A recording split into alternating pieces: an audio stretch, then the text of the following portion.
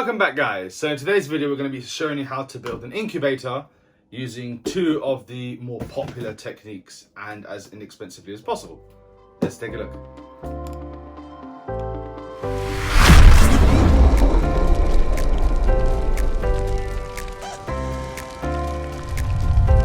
So to start off with, we're going to look at the most inexpensive method, and actually a method we started with, as do many people, is literally making an incubator out of a polystyrene box. Now it's really simple to do this, and we're just going to show you with a few, basically 3 bits of equipment with one technically optional one, what we did and how it works. So to start off with, you want to get yourself a poly box.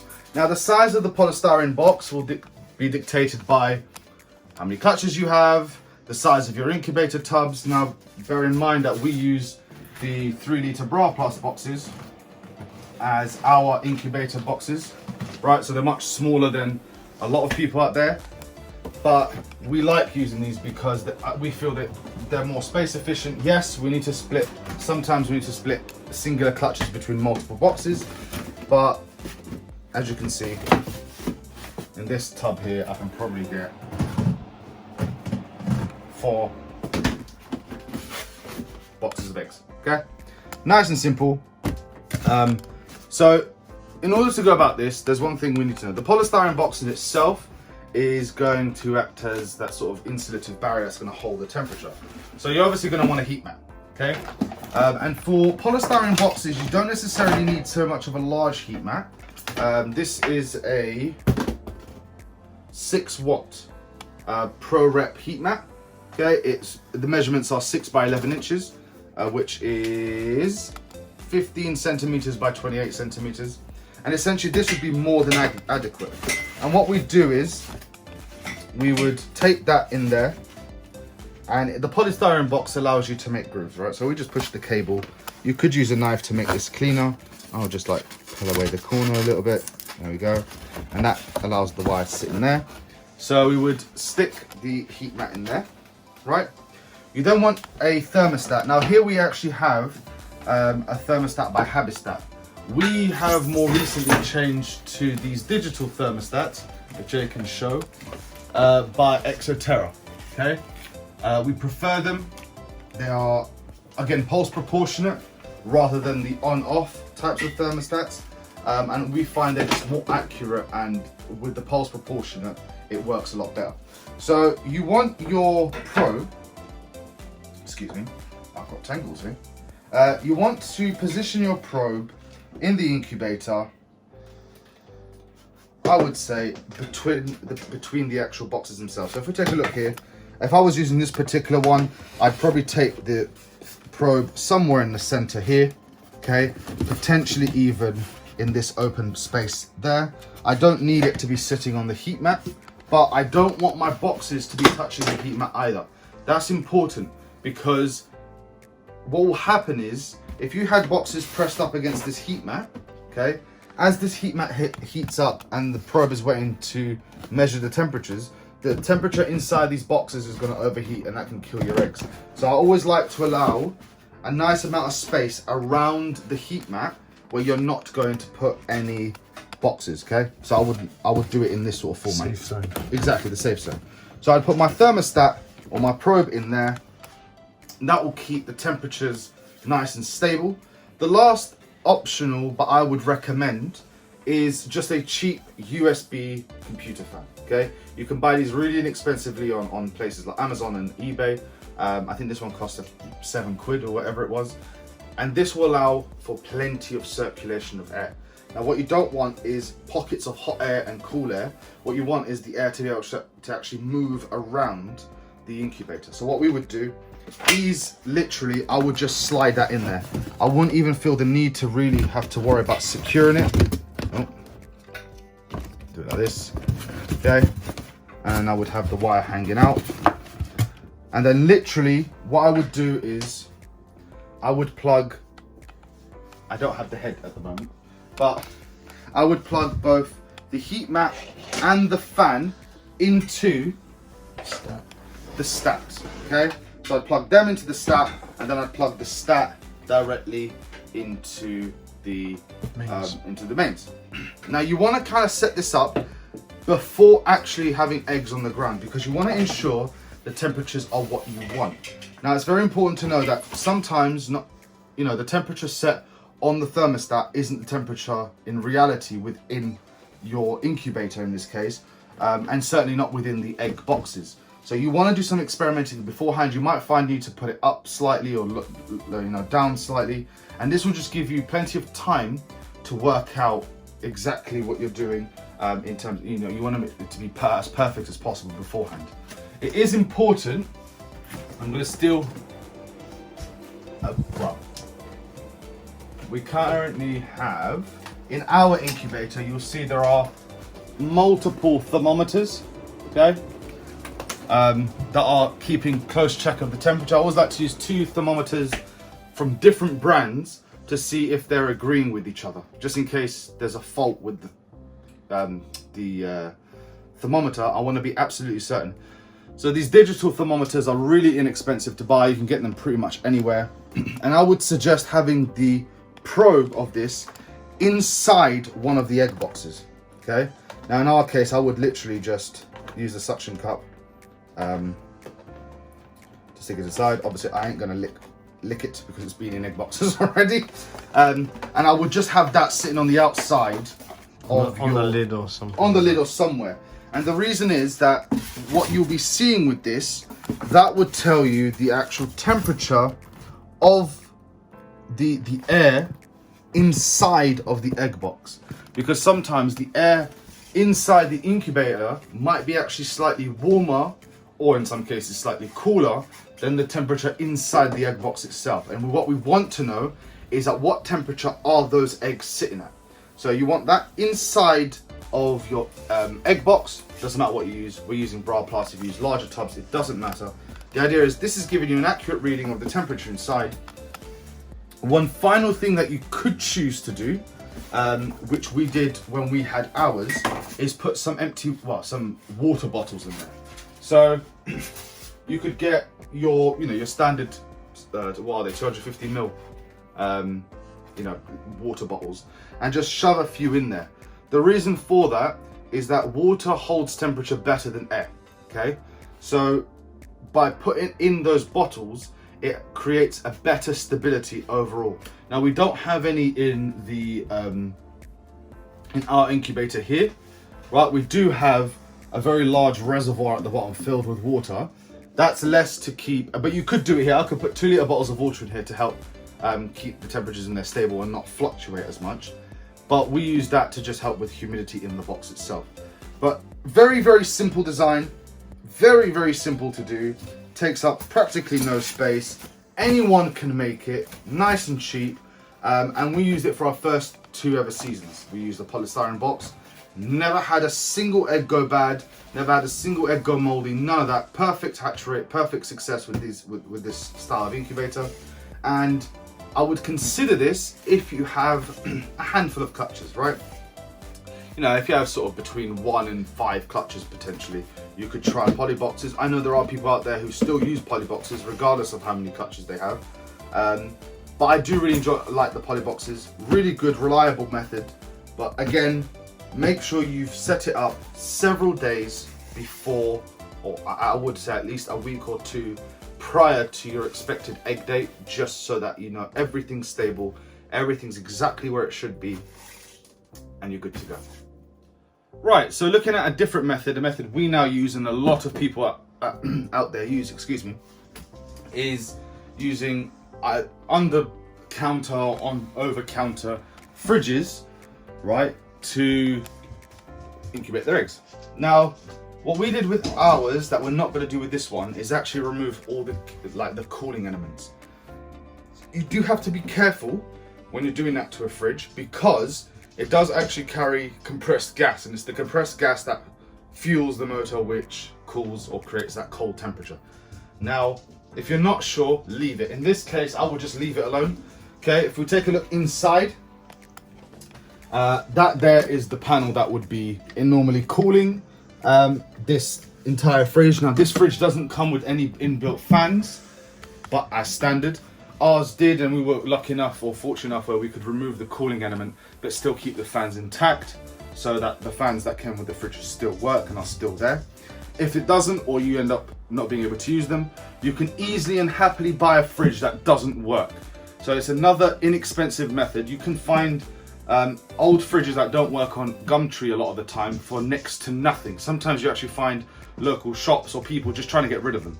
Okay, so if you find yourself one, grab it. Ours actually, we were desperate for it, and we actually bought it working because there were none available at the time, so it was the only one that was available. It's now worked 2 years for us, and I absolutely love it. So let's take a look at how to actually make this. So again, the principle is the same. You want to use a heat mat. Now, for demonstration purposes, we're going to use the same heat mat as in the Polybox. But looking at that heat mat, I would potentially want something larger than this heat mat to run this whole incubator. To be fair, it would probably do fine. You could use two. You could use one on either side. Or potentially you could even have one larger heat mat along the top, right? Now, with a lot of these fridges, they already have holes where all the wires and pipes go through. So if you do pull it apart, you will find where you can actually wire all this stuff. For the purpose of this video, I'm not going to show you how, well, I'm not going to go through that. It's relatively simple to do. So you want to attach a heat mat in there, okay? Let's say for this case, it's on the back, okay? And because I haven't got any tape on me, it's going to work great. So you attach it on the back, and I will find some tape in a moment. Right, now we're back with some tape. I can actually show you without it falling all over the place. So just for demonstration purposes, now this is actually foil tape, usually used for ducting. Brilliant for use in like vivs and heat mats and stuff because it conducts electricity. Well, it does conduct electricity. That's not the particular. No, it shouldn't be next to electricity anyway, but it conducts heat really well, and it can tolerate high temperatures without becoming sort of unsticky or allowing the glue to actually get too soft and things fall off. So I would position that at the back, okay, nice and secure. I'd probably put more tape around it just to make sure it's nice and secure. And for the purpose of this video, I'm going to have all the wires come out this top corner, okay? And I'll show you why in a second. So let's say we have that in. Now, just like the Polybox, you want to use your thermostat. Again, you kind of want your thermostat to be positioned somewhere in the middle of the incubator. So in this case, I would potentially put, if we're coming in from the top, place that there. I would potentially just place it right here, okay, on the side of this fridge. Get some tape. That's the one thing about this tape, it can be a pain. I mean, I have cut myself incredibly small pieces. There we go. There we go. So I would position it somewhere about there. Right, we have our thermostat, so our probe's embedded, our heat source is embedded. But again, just like the other one, I would say probably more importantly in a fridge format as opposed to the Polybox format is a fan. There's multiple people out there who will swear by air circulation for both in your reptile room, for incubation. You want the air to move.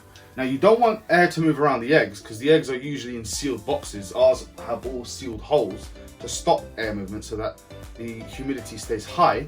We do burp them, which is open the tub every week to allow air in. But you want the air around the boxes in the incubator to move. That means you don't get any hot pockets or cool pockets. If you didn't have a fan, there is a potential that the top will, hot air rises, and so the top will become very warm by comparison to the bottom. The bigger the fridge, the bigger the incubator, the more you're going to notice those problems. So to avoid that, use a fan. Again, it doesn't really matter. The position of the fan isn't incredibly important, okay? So I would possibly put it down here. You could always move the heat mat on the back to one end, okay? And put the fan on the other end, like so. Now, in terms of attaching these fans, okay, this particular fan has nothing for me to attach with, okay? So, you know, I could try to tape it on. Probably not a great idea. What you could use is something like this. It's a Gorilla double-sided gel-like tape, okay? And you can see it there. It feels like a jelly, but incredibly strong, okay? And what I do is I put a nice blob on each corner, and then I will just press it sort of about there within the wire. If I want the wire coming out this way, I want to be sensible about where I have the wire. So somewhere like that, okay? And I'd position the fan there in order to properly circulate the air in my incubator. Obviously for this build, I'm just gonna sit it there. That's you basically done, okay? And if we actually take a look, bra plast wise, I haven't actually tried how many bra plasts I can get in here. So there's 2. Again, if you take a look, they're not touching the heat mat, okay? There's still a fair way to go before they hit the heat mat. So I could probably get 2, 4. Ooh. Will these fit this way? Yes. Yeah. 6. So I could easily get, if I grab one more box for the purpose, I could get one more box in there. And freshly cut eggs. 8. Okay? Get 8 tubs in there. I could, if I was really concerned about airflow and it being too close to find the heat mat, I could move these slightly forward, like so. They are not, you see the ledge, and obviously each incubator is different, right? The build of the fridges are different. In this case, I could happily get 8 boxes in there, bra plast boxes anyway, and that would work as a perfect incubator. The reason I've put all these to the top is so that I can have them coming out the same part, right, of, so Joe, take a look here. I want them coming out the same part of this air seal, okay? Now, obviously, you kind of, in an ideal world, you don't want anything coming out of here because it does break the seal of you know, the fridge. And so it's not going to hold temperature as well. Not massively problematic because we do have a heat source in there, we do have a fan. It would maybe mean that it'll be on slightly more often than not, but the best solution would be to actually come out the back, following the channels that are already in the incubator. There are always, fridge. There are always channels in the fridge where pipes are going or where cables are going, and you can find them and use them to your advantage if you've taken out all the elements. If not, you could take yourself a drill a hole through the back of your incubator to push all your wires through, and when you're done, just silicone that hole to seal it up. Good as gold, right?